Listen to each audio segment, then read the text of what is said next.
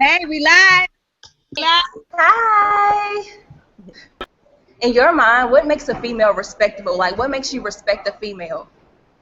I respect all females, even the ones that don't respect themselves. Even if the ones that don't respect themselves, I might point that out, but I'm not gonna disrespect anybody. But I know what you mean. Basically, they got to demand respect for themselves. They got to say, I'm not gonna carry myself this way. I'm not gonna talk like this. I'm not gonna act like this. I'm not even gonna say dress, because I feel like a person has the right to dress how they want to dress. So I never would judge anybody based upon how they dress. But I just feel like you don't put yourself, if all your emphasis is on your smile, if all you talk about is how pretty your smile is, and I see your smile all the time, then I gotta approach you based upon your smile and that. But if all you talk about is how big your ass is and how big your titties is, I'm gonna talk about it. Well, that's the first thing I'm gonna attack when I see you. You know what I mean? So I feel like you gotta demand respect. You gotta walk with it. It's an air that you gotta have about yourself. It don't mean I'm better than nobody. It don't mean that I'm the fly bitch. You know what I mean? But it just feels like she should always, you gotta give her respect when she's not gonna accept anything but respect. Right. You don't mind other guys looking at your girl, right? Absolutely not. What they gonna do? But look. Now let me ask you something, since you just brought that up. With this recent controversy with Diddy, where two artists get the same song and then they get into a beef over who actually ends up recording the song and putting it out first. Is that a frequent occurrence? Yeah, that happens all the time. All the time.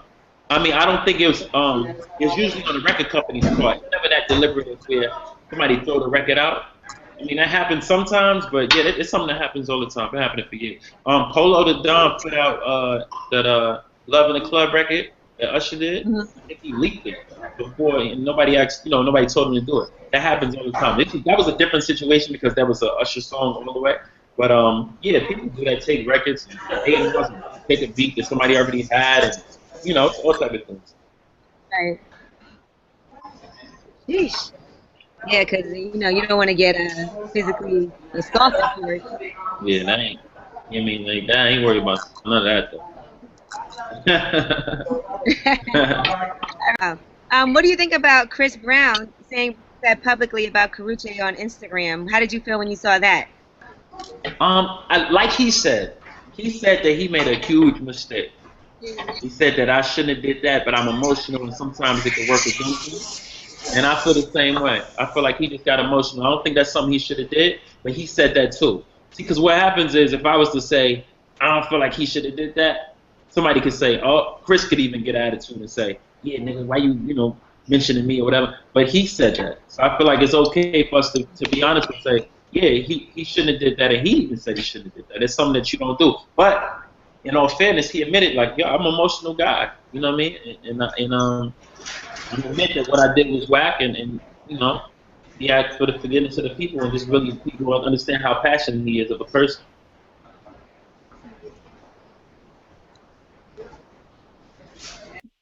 You have your phone upside down at home? No, I don't do all that. I just got the. Let's say you caught like your mate cheating. Could you like forgive them and move on? As a man, I couldn't, and I could forgive him, but I gotta move on. Let me tell you why. I know y'all gonna be mad. I know Angela probably like, oh, you asshole, right? But listen, men and women are way different, right? A man can have a physical relationship with another woman and not lose any type of feelings towards the woman he's with. And also a man can have an intimate mental relationship with another woman and still not lose feelings for the woman he's with. But if a woman takes it sexually there with another dude, it's one of two things. She a hoe and she don't give a fuck. Or she fucking with that nigga. She loved that, like that nigga up here. Mentally, she was attracted to him. And I feel like I lost her. Hold on, I feel like I lost her. Back up. Now, hold on. I don't think that's necessarily true. There's plenty of women out here that can have a fuck buddy and not have feelings. You got a man. And not be a hoe. But if you're a man, I'm saying if you got a man, not saying if you just single. So a man's not a hoe. Is a man a hoe if he does it? Yeah, he's a hoe. We've been hoes. Okay. I just want to say one last thing about that subject. I feel like if my girl is texting a guy back and forth and he making her smile, and she giggling when she see his messages, and I lost her. That's not my girl no more. That's his girl. You know what I mean? If it goes that far, it's just different. It's different with And women. makes her smile? No. If she's flirting and feel like she's feeling this dude, in my mind, I lost her. It's not even so much she's so wrong. It's that damn, I don't know what I was doing, but I must not have been doing the right thing. She gotta have that nigga. Mistakes in relationships. Sometimes people make mistakes early on or whatever, and sometimes there can be some coming back from that. Yeah, early on maybe, but when you like sometimes you could be with another dude and then realize, you know what, that wasn't even right. I'll never do that again. Okay, yeah, after he shitted on you, that's usually how it happens. After he get what he wanted. After he do his thing with you, and then you realize that your dude was the one who really cared about you. That's the thing. That's the thing that bothers me. It's like, all right, cool. Even if your dude ain't shit, he loved the shit out of you, and he show you that, and he treats you good. But these other dudes will put the face on and be like, oh man, sweetheart, I care about you. And then as soon as he get it popping, it's like, I'm cool. I'm really just kind of cool on you now. You know. And then you like, I made a big mistake. Of course you made a big mistake. He's not hitting you back no more. He's delivered. But what if you're not treating your girl so? What if you're not treating her when she steps out? Then what? And you know you was messing up. I said, what if you wasn't treating your girl so good and you know you was messing up and she steps out? Can you forgive that? I mean, that's the thing. Don't do me because I did it to you. That's how it's gonna work. You can't live life like that.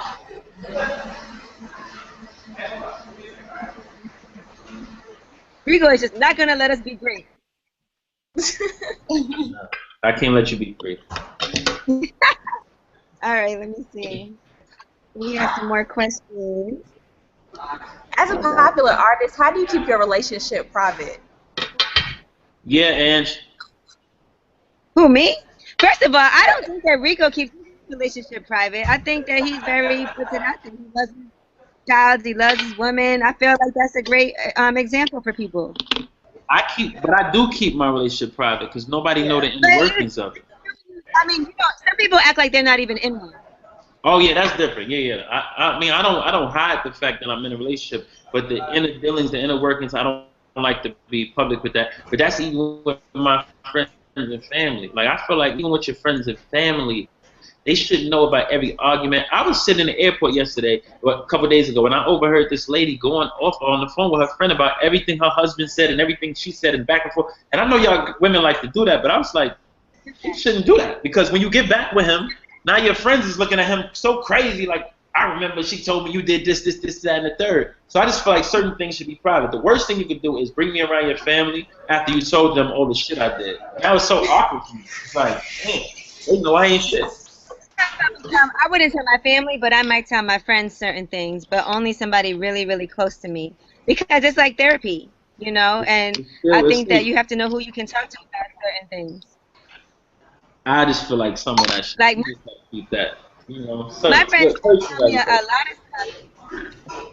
And you know what? Sometimes, like, you need support from your friends because you know what you got to do, and you need to tell them so they could be supportive. Yeah. It's not easy going through alone. I think men are more programmed not to talk to people about things. Yeah, that's true. That's true. Yeah. And you know what it is? It's for so many different reasons, though. I think we smart enough because we know that things change. If I tell you everything she did, and me personally, I got a good friend of mine girlfriend I hate. I hate this girl. She disrespectful out her mouth. And one thing I don't like is a smart mouth woman. I like sassy women. I like feisty women. I like that. But a woman who got a mouth on her and talk to you any kind of way, no. I can't do it. That's not sexy to me. I'm not turned on by that shit. That shit is corny. And watch your mouth. Especially if you getting taken care of by somebody. You really need to watch your mouth. But I got a friend who does everything for his girl, and she come out her mouth so crazy to him.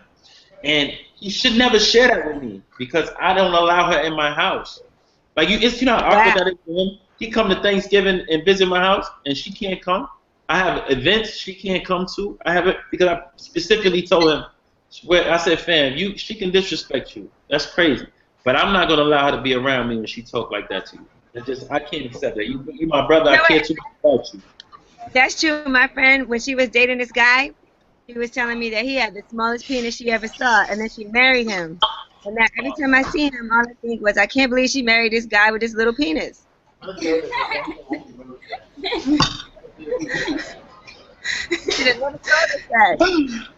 the fuck did this turn into? No, but that really happened because they were just dating. I didn't know he was gonna marry him. So the whole time you looking at him like, damn, I know you got a little penis. Every time I see them, I'm like, I feel bad for her. But she shouldn't have told us that. You know what I'm saying? Like, that's something that she didn't know she was gonna marry him. But I was like, man, she gonna marry. I'd be like feeling bad, like I gotta get her Christmas presents and stuff. What if she told you he had the biggest one in the world? Then how you gonna act when you get around her? You gonna be a little. She ain't getting no from me. You be in the DMs.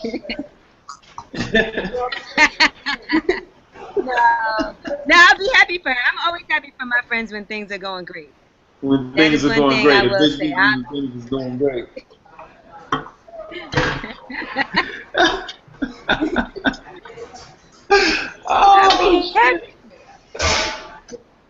Oh man. Sugar's not always better. I hope my mom ain't on this Google chat. Mom, you're making me say this. It's the industry. They make you talk like this. No, we're having real conversation. Have you ever had your heart broken? Me? Yes. What happened? All right, let me tell you how I got heartbroken. First of all, can I say one thing? I get so mad when girls go off on me on Instagram and Twitter. They say, Rico Love must have got his heart broken because he always shitting on women. I don't shit on women. I shit on bitches. There's a huge difference. If you don't take care of your children and you be in the club and you don't be doing the right thing, then to me, you're a punk bitch. And Tupac used to say it all the time. He had a record called You Wonder Why They Call You Bitch. He used to go off on unfit mothers and girls who be in the club instead of being with their kids. That's who I shit on. I don't shit on women. I think women are the most amazing things in the world. So let's get that out the way real fast. But what happened to me in college, I went to FAMU, and this girl I really love, her name was Shani. I dated this girl named Shani. She's from Indianapolis. If you know Shani, tweet her right now. Say, why you break Rico heart like that? But I really was into this girl, Shani, right? And I was at this gambling house. We was all, this guy who had a crib on campus. We was all living on campus, but this guy had a crib off campus. And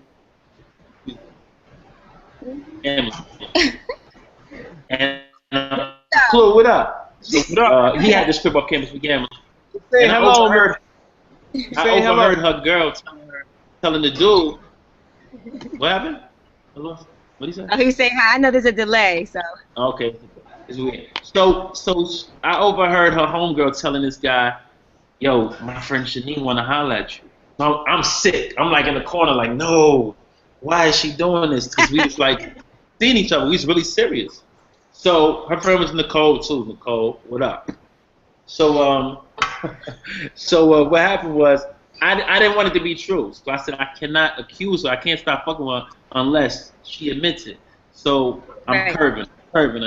She calling me, I'm not answering. She coming through trying to holler at me, I'm not answering. So finally I see her. She said, why are you doing this? I said, I heard you tell Nicole to hook you up with that dude. I wanted her to say, I didn't tell Nicole that. She did that on her own. She said, I'm so sorry. And I was hurt. Like, oh, why didn't you deny it? You could have denied it. And that shit fucked me up real bad. Like I said, I really thought I was going to marry Shani. Like I thought that was gonna be my real life girlfriend. We cool now, be seeing her, she got a plan and everything. But that shit was me. So yeah, I've been hurt. Thanks, Shani.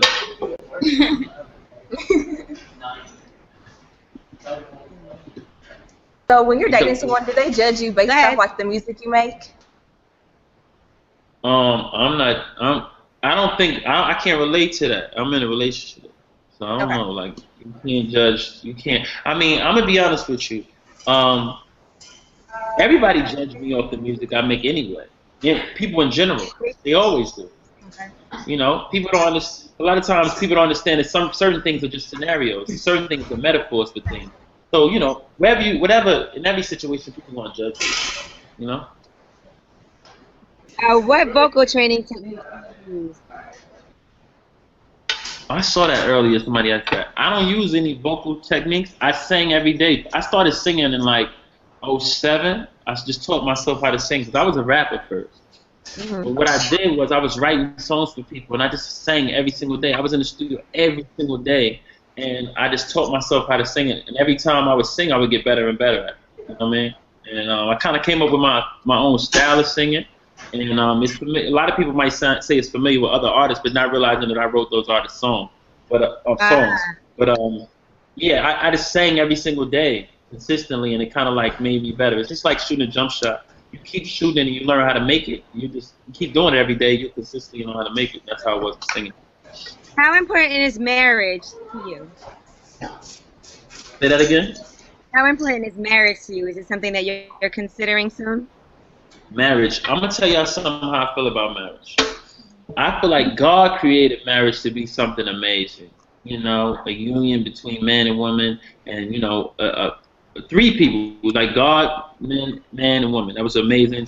You know, marriage, amazing pairing, right, if you will. But what happened is the courts got involved, and America put all these stipulations, and it said if you fuck up, he got to get this money. Or if you don't want her to get this money, you got to come up with this contract. And then she signs the contract, you sign the contract, and you got to negotiate terms. And you got to do this. And I felt like that ain't what God intended it to be. So in my mind, marriage is I'm with you, you with me, and we riding. And the court ain't got to get involved in that. You know what I mean? Because God forbid I mess up and now your cousin and auntie in the ear talking about, girl, get that money. So another girl don't get it. And I was just like, that's what made me, it turned me off from the whole idea of an American wedding. Would you get married though? Do you want to get married? I don't know. You know, that's why you got a prenup. Prenups ain't shit. I learned a lot about prenups. They not bulletproof. Yeah, they definitely not bulletproof. It's But you can marry a woman that has just as much to lose. You said what? I said you can marry somebody that, you know, has a lot to gain and to lose also. Yeah, that's right? That's the way to do it. Because even then, it's just all this business, all this paperwork. Because now y'all both got to figure it out. Because when y'all buy things together, you got to. It's a contract. It's a business. It's a tax break. You know. Yeah, it's a lot of things. It's a lot of things that they put in there that makes it convenient for you. But like I said, it's just so many. It's so political now. There's so many, you know, Dr. T's and whatever, Dr. I's and whatever. You know that shit. People say. You could be with one person for the rest of your life. Absolutely. Oh, that's nice.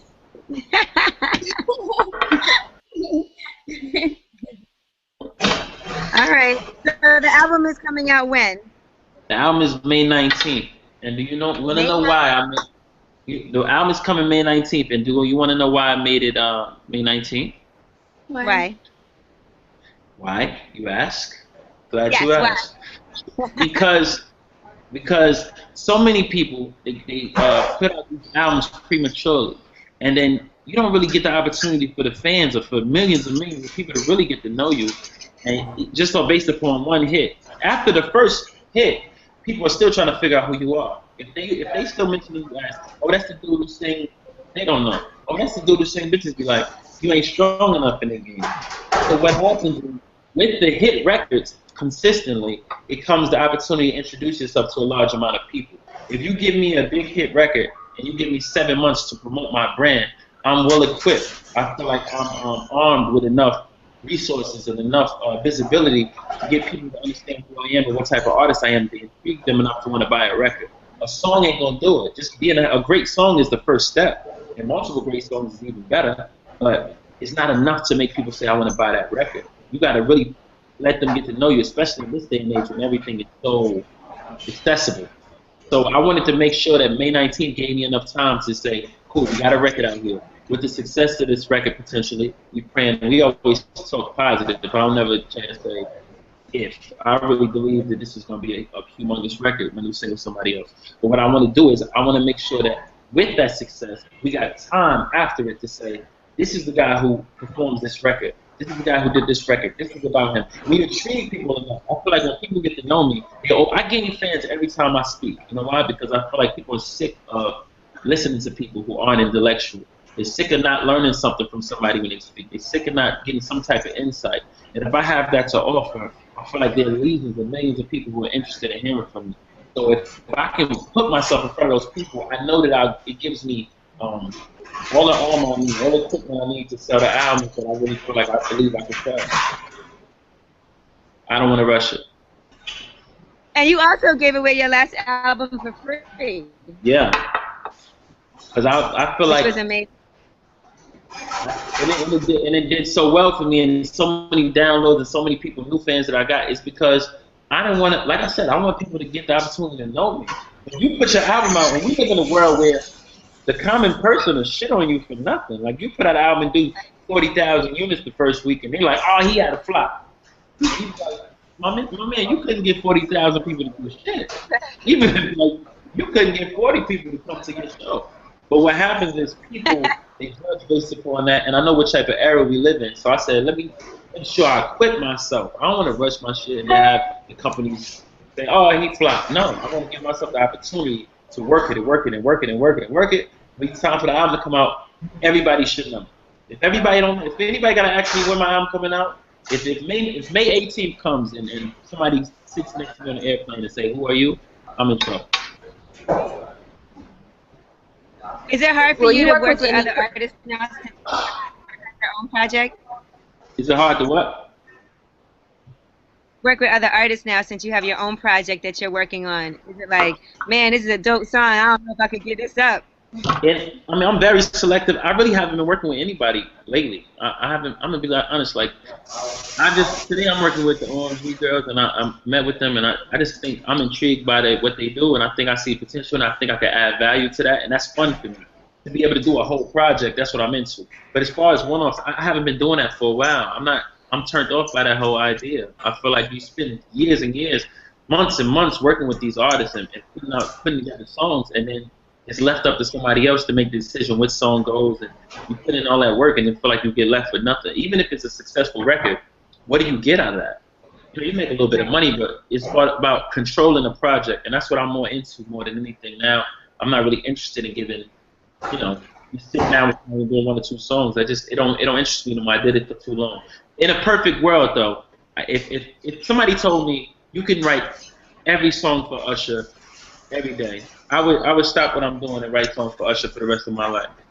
That's one thing I would honestly do. That's how much I enjoy working with Usher. I think he's one of the greatest singers ever, and I feel like I was born to write songs for Usher. So that's one person who, if they told me, bro, you could do my entire project, that's something I would be interested in saying, you know what, I can do this. That's it. That's good for me.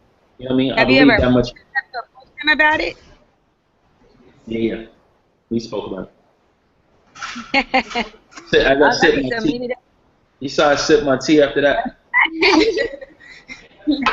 I know you have your own record label and you signed to your Thomas. Do you want like a full roster of artists like YMCMB, or do you plan on just having just a few artists on your label? I want a full roster of artists, but I feel like I want to sign artists who want my help. You know what I mean? I'm interested in working with acts who really understand and respect what I can bring to the table and want me to help them and want my insight. A lot of times with artists, they feel like they got to figure it out. So, and it could work on their behalf, but sometimes it's not fun for me as an executive if I can't really, I don't never want to say control the situation, but I definitely want to give my input. I want my input to be respected. So I would love to have a huge roster. But look what Puff did with Bad Boy. Look what YMCMB did. Look at what Motown was. It was so many great acts, and he was able to cultivate, and Barry Gordy was able to develop and cultivate so many different acts. I had people he trusted to bring him talent and to even cultivate those brands and to focus on the artist and repertoire and those type of things. I would love that, but I definitely want to be involved because that's what I love to do. It's my passion. So it's just like I didn't work this hard to get a record company and get a label deal because it's not easy to do. Getting a label deal is not like, he wrote some songs, give him a label deal. That's not how it works. That's not why I got my label deal. But with that, I want to be able to be more hands-on with artists, and I feel like that's my gift. That's what I've been able to do and make a career of. Besides rap and R&B, would you like write for a rock and roll or a country artist? Yeah, I wrote country music. I work with a lot of great songwriters, Brett Ratner and Dallas Davidson. I work with Georgia Florida Line.